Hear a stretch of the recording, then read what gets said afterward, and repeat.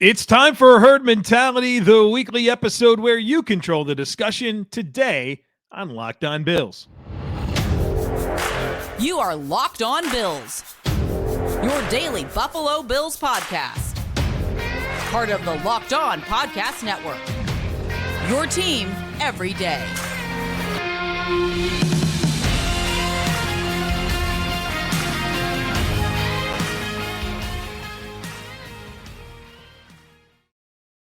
What's up, Bills Mafia? It's Joe Marino, author of Go Bills and Buffalo's Run, also the co-host of the Locked On NFL Scouting podcast, and I'm your host of Locked On Bills. I want to thank you for making Locked On Bills your first listen every day, and a big welcome and shout out to our everydayers. You know who you are. Those of you who never miss a single episode, I appreciate y'all being here very, very much. I'd also like to invite you to subscribe or follow for free on YouTube or wherever you listen to podcasts. We're part of the Locked On Podcast Network, your team every day.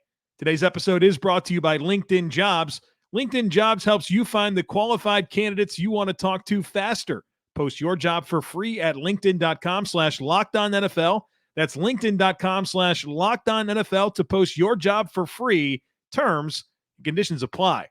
Well, folks, it is time for Herd Mentality. We've got some great questions to dive into today. Let's get started. First one today comes from Justin. Justin says, we all want to see how the training camp battle for the starting middle linebacker will go, although we may not know the result until kickoff on week 1. But another more talked about training camp battle is who will win the CB2 job. What are some of the more underrated training camp battles that you are looking forward to seeing? Well, Justin, you're right. There are some big ones. You mentioned middle linebacker, cornerback 2, right guard, right? There's some fun competitions, but there's a lot of underrated competitions as well. And I appreciate the opportunity to share some of those, at least through the lens of what I'm interested in. And I've got a bunch that I want to share. So the first one is, well, I'm not going to go in any particular order, right? These are all very intriguing to me. The first one that I'll mention is wide receiver 6. The presumed guy is Justin Shorter, the Bills' 5th-round draft pick out of Florida, height, weight, speed specimen, underdeveloped, right? Not necessarily a guy that lived up to his recruiting status and transferred from Penn State to Florida and didn't have a ton of production in college. While I think he's going to be the wide receiver 6, there is an intriguing cast of characters after him in the form of Isaiah Coulter, Desmond Patton, Keyshawn Johnson, Marcel Aitman, that intrigue me as guys that can really push Justin Shorter. And if they perform well enough, maybe roster over him, maybe be the 7th receiver if the Bills roster 7. I'm intrigued by that. I'm also very intrigued by the safety position. Jordan Poyer, Micah Hyde, Taylor Rapp, those guys are making the team. But the Bills will probably only roster one more safety.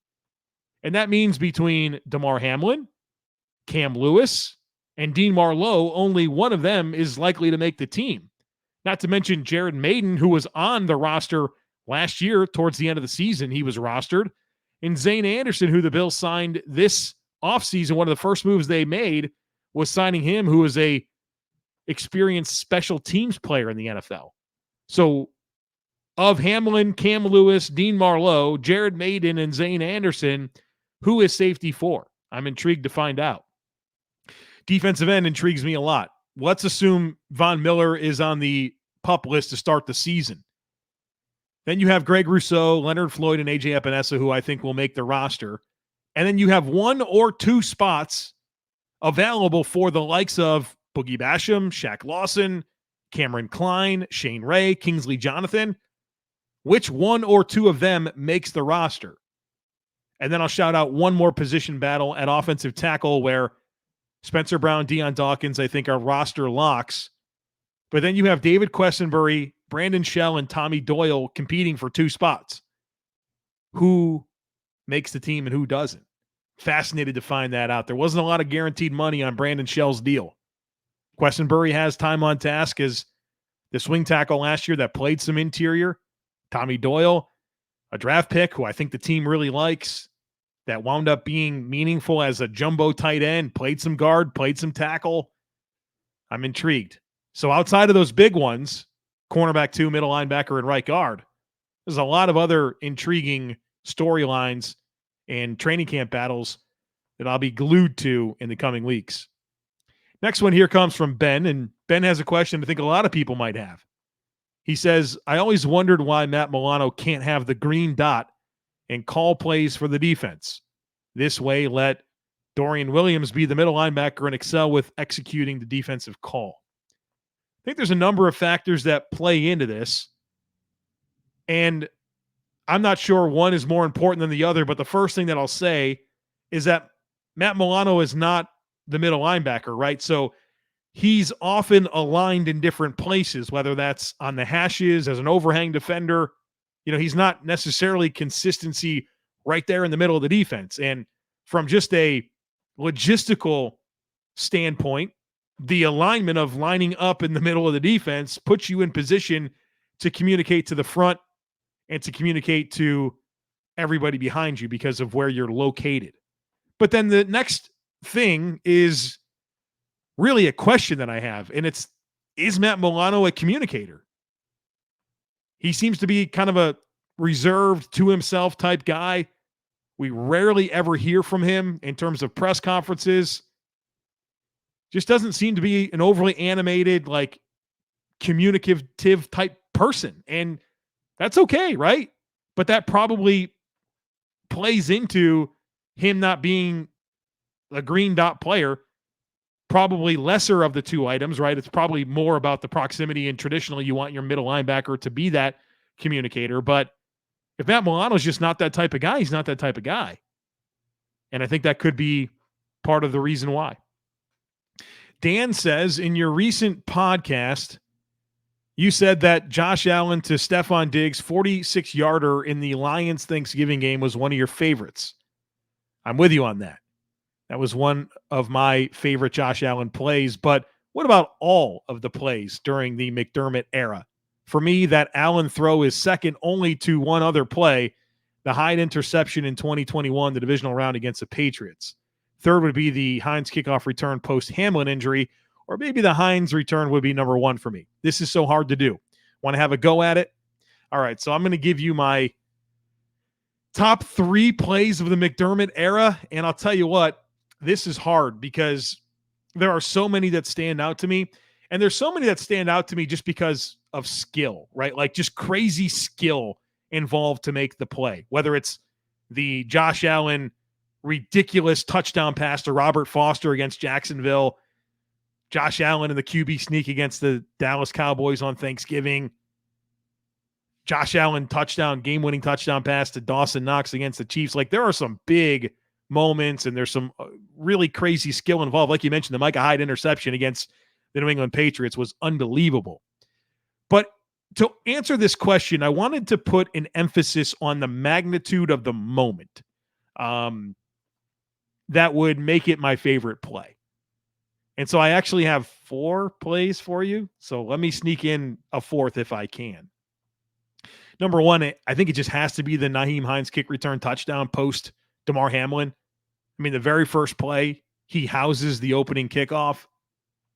Just unreal, right? Just one of those breathtaking moments that you'll never forget in your lifetime. And so that has to be number 1. Number 2 for me is the Taron Johnson pick 6 in the playoffs against the Baltimore Ravens. They're knocking on the door, getting ready to tie up the game. Taron Johnson had other plans. He picks that ball off, and not only does he pick it off, he takes it to the house. And I remember watching that play and thinking to myself, dude, I can't believe he's taking this out of the end zone. And then he scored. It was huge. Unbelievable moment. Number 3 for me is another Taron Johnson play. Happened to be a play that I was at the stadium for. It was the game-clinching interception against Kansas City this past year. That was a big moment, right? Obviously, the race for the number 1 seed was on the line. Going into Kansas City, kind of facing your demons after 13 seconds, your first opportunity back there. Josh Allen takes the Bills offense down the field, hits Dawson Knox for the game-winning, eventual game-winning touchdown. But at the time, I didn't know if that was going to be the case. the Bills scored that touchdown. They go ahead, and it was awesome. It was cool, but I think everyone in that stadium, Bills fans and Chiefs fans, we all knew that Patrick Mahomes was about to get a chance with the ball and an opportunity to respond.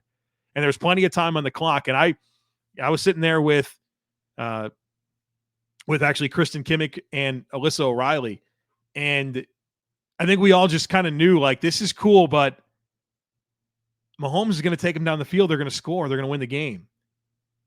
And then he didn't. And it was pretty quick in that drive. If I'm not mistaken, like the second or third play of the drive, facing a little pressure from Von Miller, Taron Johnson picks that ball off. And I remember everyone just couldn't believe that was it, that game was over. Nobody expected that to be like the last meaningful play before a couple of Josh Allen kneel downs. That was just a crazy moment. And to be there for it was unbelievable. And then number 4, this really stands out to me. It's actually Gabe Davis. Colts playoff game. He had 2 catches on a touchdown drive that were just crazy. And they were great throws from Josh Allen, but just crazy body control, sideline awareness, and finishing the catch on that drive. And if you remember, the Colts had turned the ball over on downs, and the Bills took possession of the ball at the 4-yard line. The Bills are down 10-7 with 1:46 left in the half.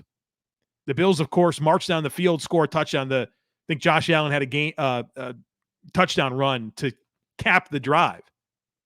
But he doesn't get there without 2 ridiculous sideline catches from Gabe Davis. And so, as you can see, I really leaned into big moments in terms of the magnitude playoffs, right? I would go with some of those plays against New England and that playoff win, but the Bills destroyed them. There wasn't like huge implications on any one play because the Bills dismantled the Patriots that day. And I would certainly love to point to some of the moments in the 13 seconds game, but the Bills lost the game. And so I don't know, I find myself wanting to forget more of 13 seconds than I do want to remember the great moments. But that's how I would stack it up. And if you're watching on YouTube, like, leave a comment. Let me know what your top 3 plays from the McDermott era are, because that's a really fun question. All right, we got a bunch more to get into, but first I need to tell you about Bird Dogs, which is simply a brand that I love. Their joggers, their shorts are awesome. They make you look good. Bird Dogs has this stretch khaki shorts that they've come up with that are designed to fit slimmer through your thigh and leg, giving you a truly sculpted look. They fit way better than regular shorts that are made of that stiff, restricting cotton, because they fixed the issue by inventing cloud knit fabric that looks just like khaki but stretches, so you get a way slimmer fit without having to sacrifice movement. And Bird Dogs uses anti-stink, sweat-wicking fabric that keeps you cool and dry all day long. And folks, it's hot out there in summertime, so whether you're on the golf course, you're on a date, whatever, it's great having the Bird Dogs on, because you kind of dress up. It looks like you're dressing up, but you've got really comfortable, good-looking shorts on that keep you cool and dry all day long. So check them out. Go to birddogs.com/LockedOnNFL. Enter our promo code LockedOnNFL. You'll get a free Yeti-style tumbler with your order. That's birddogs.com/LockedOnNFL for a free Yeti-style tumbler. Get yourself some Bird Dogs, folks. You won't want to take them off. We promise you.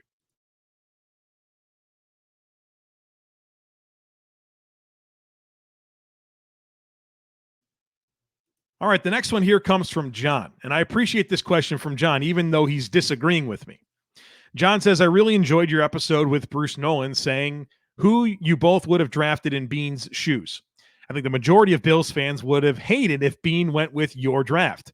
Going defense in the first 2 rounds and a blocking tight end with potential receiving upside in the third may have incited a mob, especially drafting a 4th defensive end in the top 2 rounds in the last 3 drafts, along with signing Miller to that huge contract. I'm sure Colin Cowherd and others would have called on Josh to demand a trade unless the Bills signed Hopkins. I personally also would have hated the draft, as it was crystal clear to me that Josh needed more help last season. What do you say to critics that don't believe in the balanced philosophy you preach and prefer, loading up on the offensive side of the ball, hoping to get by with an average defense? Appreciate this question. I really do. And I would say that if I did go with the draft that I did go with, I would have signed DeAndre Hopkins. There was other moves to be made to put the whole thing together. So just be mindful of that. But to answer your question, and the question that I'm really focusing in on, what do you say to critics who don't believe in a balanced philosophy to team building and prefer to load up on offense and just try to get by with an average defense? I would put that question back on those who disagree with me and say, defense, schmefense, and you show me examples of teams that have embraced only caring about offense and have won a Super Bowl. Tell me about these teams, because they don't exist. And people are going to point to the Kansas City Chiefs and Patrick Mahomes, to which I would remind the world that since the Chiefs drafted Patrick Mahomes, 17 of 22 top 4-round picks have been used on defensive players. 17 of 22 top 4-round picks have been used on defensive players. They are not saying defense, schmefense. They care about it a ton. In fact, the Chiefs' last 3 first-round picks have been defensive players. They went with defensive ends in the first round each of the last 2 years. And George Karlaftis and Felix Uzoma, the recent pick that they just made out of Kansas State. Like, what are we talking about? What are these examples? Show me the case study. Show me the history that says that only caring about offense is going to win you a Super Bowl. Because it's not the Chiefs. If you think it's the Chiefs, you're wrong. Get more acquainted with their team building philosophy. So let's go back through some Super Bowl winners, and you tell me the team that didn't care about defense. We already went through the Chiefs. 2022, the Rams won it. Good defense. Aaron Donald, Von Miller, Jalen Ramsey. They traded 2 first-round picks for him. The Tampa Bay Buccaneers in 2021. Yeah, they signed Tom Brady, but look at all of the investments that they had on defense. They won that game. They won the Super Bowl because of their defense, because Todd Bowles had a great plan to stop Patrick Mahomes. Kansas City again. New England. We know New England would never say defense, schmefense. They love defense. Philadelphia beat New England in 2018. Defense. New England again. How about this one, 2016? This is my favorite example. Denver against Carolina. Carolina had the number 1 defense, the number 1 offense in the league. Denver had the number 1 defense. They had Peyton Manning as their quarterback, who literally couldn't throw a football anymore. They won the game. Super Bowl champions, number 1 defense. Let's go back another year. New England. We know they love defense. The year before that, Seattle. Seattle wins the Super Bowl with a legendary Legion of Boom defense. The year before that, Baltimore. They always care about defense in Baltimore. The year before that, the Giants over the Patriots. The reason the Giants got there wasn't because of Eli Manning. It was because of that pass rush. Like, what are we talking about? What are these examples? They don't exist.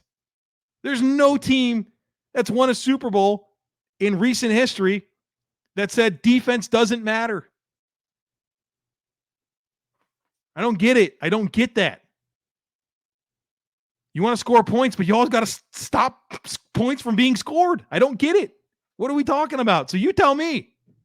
I put it back on you. Let's move on. Next one here comes from Bub. Bub says, are there any prior Super Bowl winners who have the same sort of offensive production pie chart as the Bills have had the last 3 years? I'm thinking mainly wide receiver heavy and quarterback running dominant teams with lack of production in the tight end and running back room. Would be cool to look at another team and say, that's our path.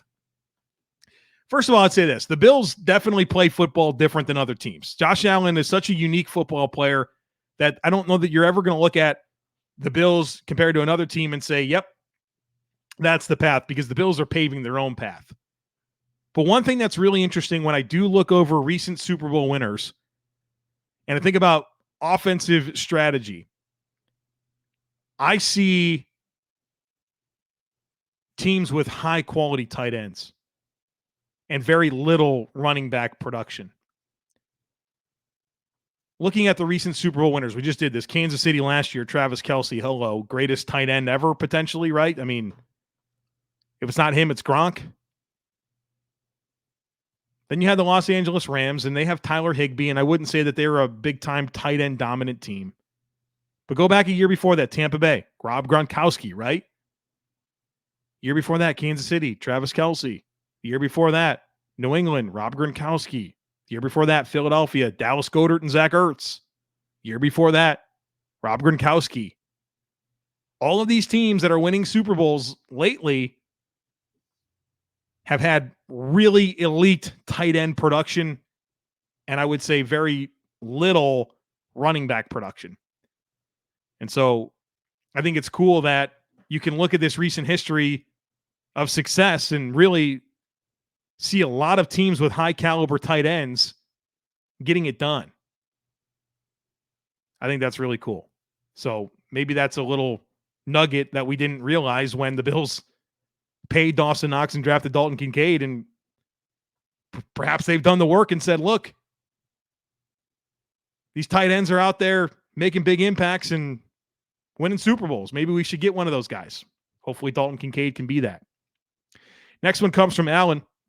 Alan says, I listen to the Greg Bedard podcast often, and they seem to think that the only thing holding up D-Hop from signing with the Patriots is money.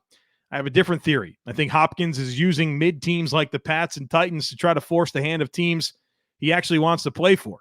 With his more recent comment about making life easy for everyone else in the wide receiver room, coupled with the Diggs drama and perceived issues there, it sounds to me like Hopkins is practically begging to join the Bills.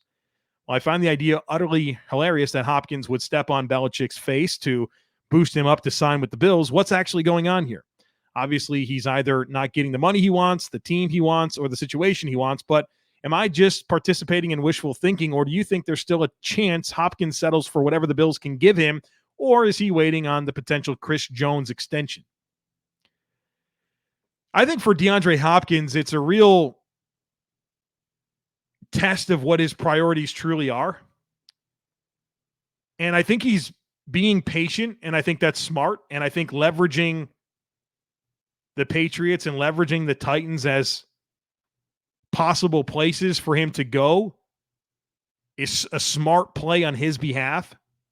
And obviously you look at the Titans and you look at the Patriots and you have familiarity there, right? Mike Vrabel was with Houston when DeAndre Hopkins was there. And of course, Bill O'Brien was with DeAndre Hopkins for a number of years in Houston. But I do think it's a leverage play on his behalf. And he talked about the teams he wanted to play for, right? We've seen it. The receipts exist. We know who he wants to play for and who he doesn't want to play for. He mentioned the quarterbacks, and nowhere in that list of quarterbacks did I hear Mac Jones or Ryan Tannehill. And so this is a true test of his priorities. What is most important for him? Money, opportunity? Because I don't think he's going to get the money he wants from a team that he wants to play for. And so I think he's letting it play out. Maybe there's going to be an injury. But at some point, he's going to have to ask himself what the most important thing is and go from there. And if it's money, then he's probably going to play for the Patriots or the Titans. If he wants to go win and have an opportunity and play with a good quarterback, well, then he's going to have to make some concessions. And I think teams and players, or mostly players, have to kind of come to grips with this. You see it every year where guys just take a long time. They don't get what they're looking for, and they have to settle. And so what does that look like for DeAndre Hopkins? Well, find out soon enough. All right, folks, some great stuff left to get to, but first need to tell you about LinkedIn. These days, every new potential hire can feel like a high-stakes wager for your small business. You want to be 100% certain that you have access to the best qualified candidates available, and that's why you have to check out LinkedIn Jobs. LinkedIn Jobs helps you find the right people for your team faster and for free. It's so easy to create a job over at LinkedIn Jobs. All you do is you create the free job post, then you add your job in the purple hashtag hiring frame to your LinkedIn profile to spread the word that your company is hiring. Then they have simple tools like screening questions that make it easy to focus on candidates with just the right skills and experience so you can quickly prioritize who you'd like to interview and hire. That's why small businesses rate LinkedIn Jobs #1 in delivering quality hires versus leading competitors. LinkedIn Jobs helps you find the qualified candidates you want to talk to faster. Post your job for free at linkedin.com/LockedOnNFL. That's linkedin.com/LockedOnNFL to post your job for free. Terms and conditions apply.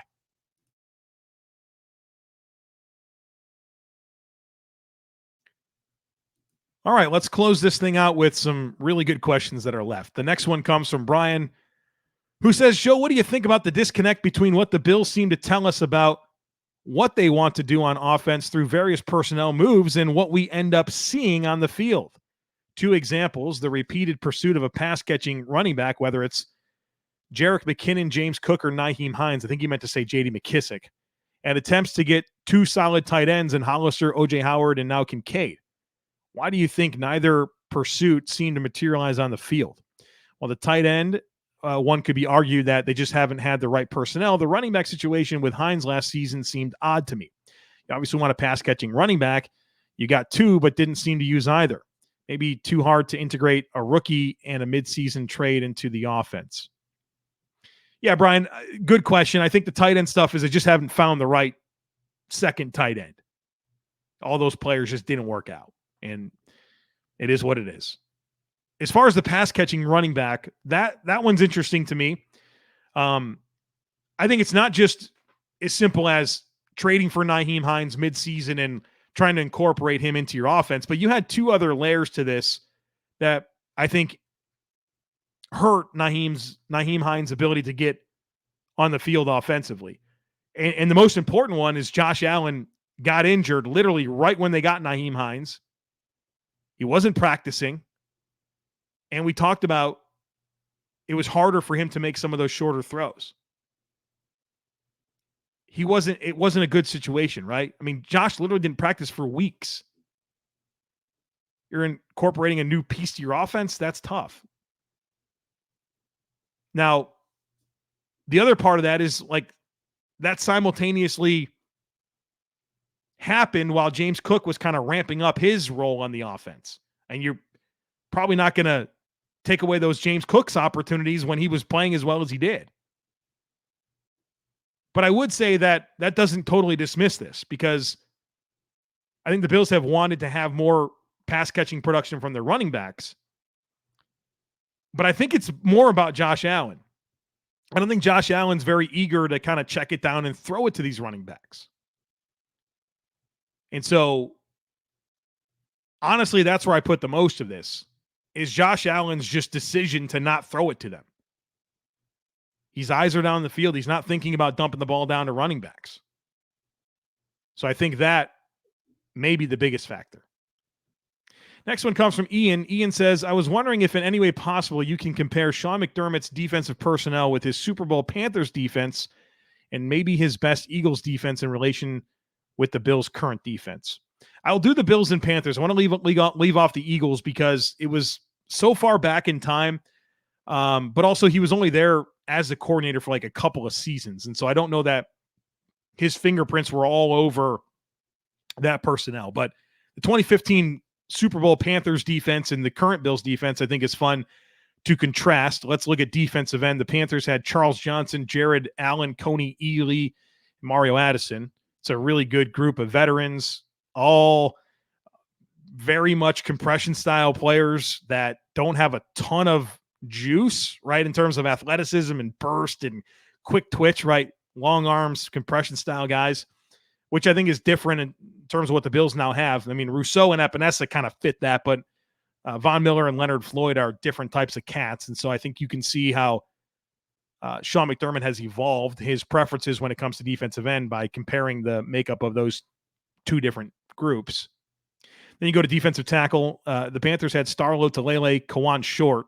Kawan Short was an awesome penetration style 3 technique. Dwan Edwards, a very versatile defensive lineman, and Kyle Love, who's kind of a more classic A-gap defender.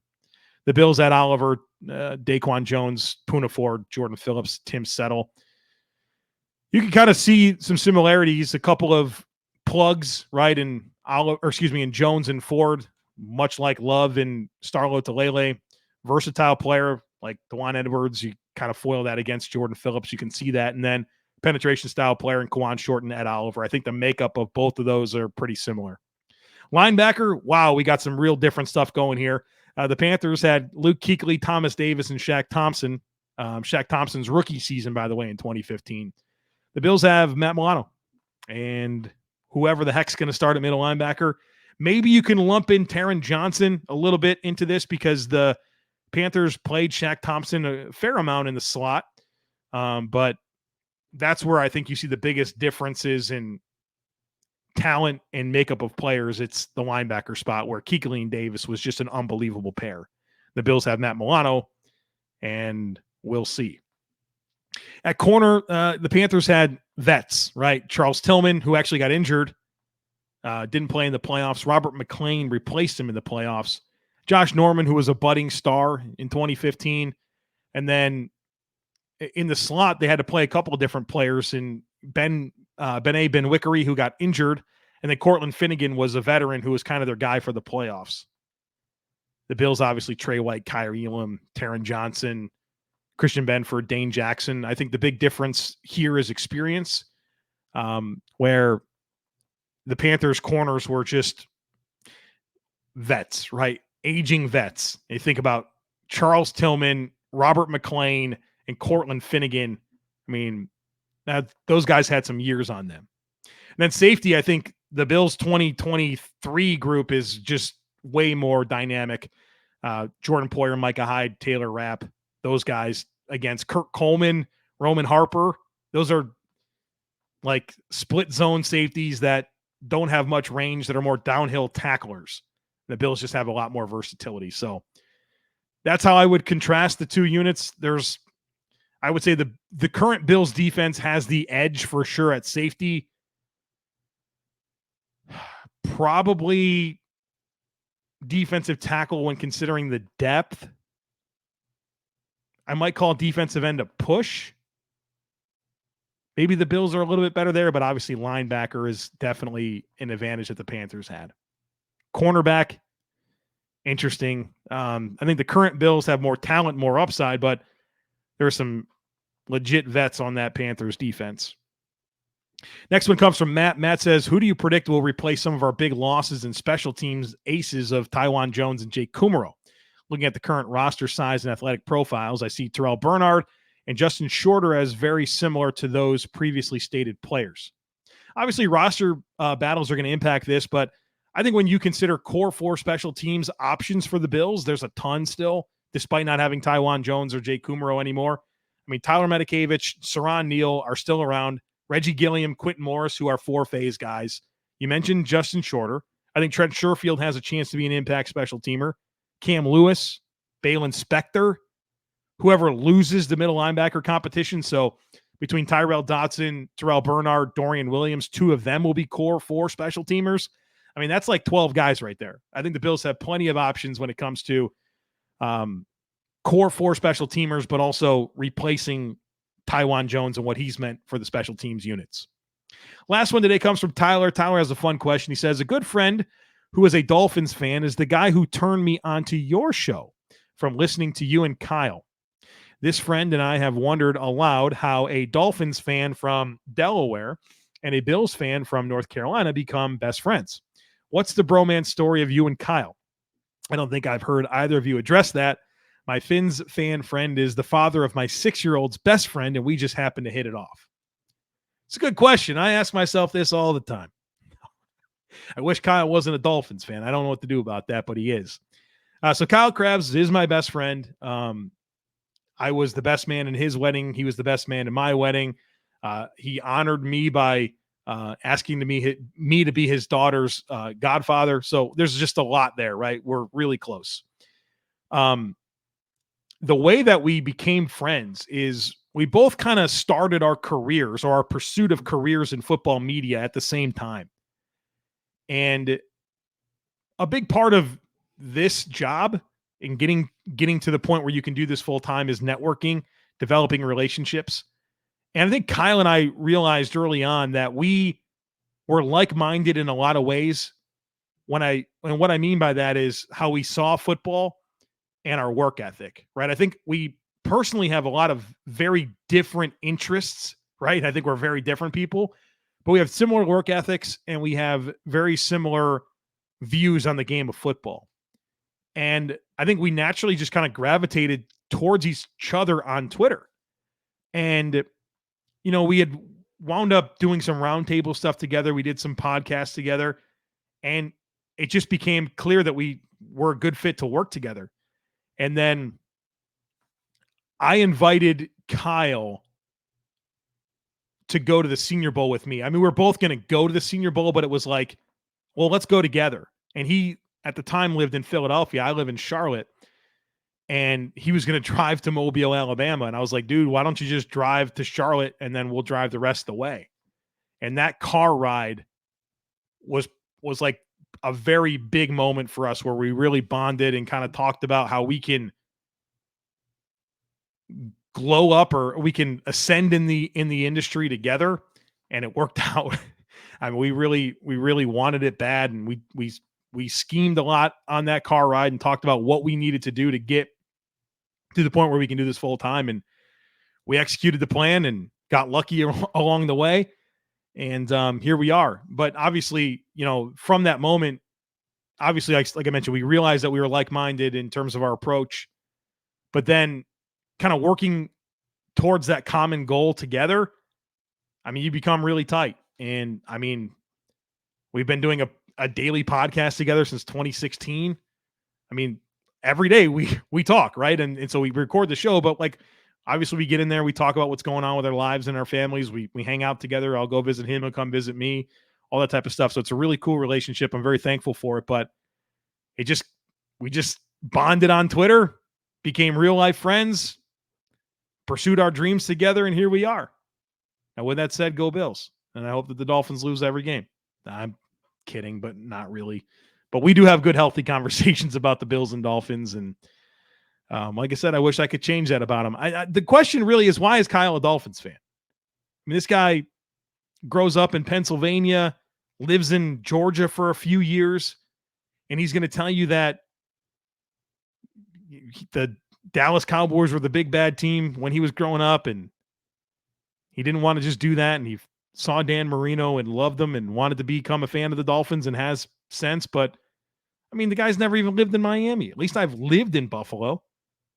You know what I mean? That's the part I don't get. That's the part I don't get. All right, folks. That is going to do it for us here today on the podcast. Really appreciate you being here. This was a lot of fun to dive into a bunch of different topics. And we got a bunch more coming for you the rest of the week. Like I've mentioned yesterday, we're going to do the offensive line primer. I want to have a AJ Epinesa Boogie Basham discussion with you. So some good stuff coming your way. Make sure you don't miss it. Hit that subscribe button. Would love it if you took a second to rate, review, and share the podcast. Have a great rest of your day. Go Bills. And I look forward to catching up with you again tomorrow.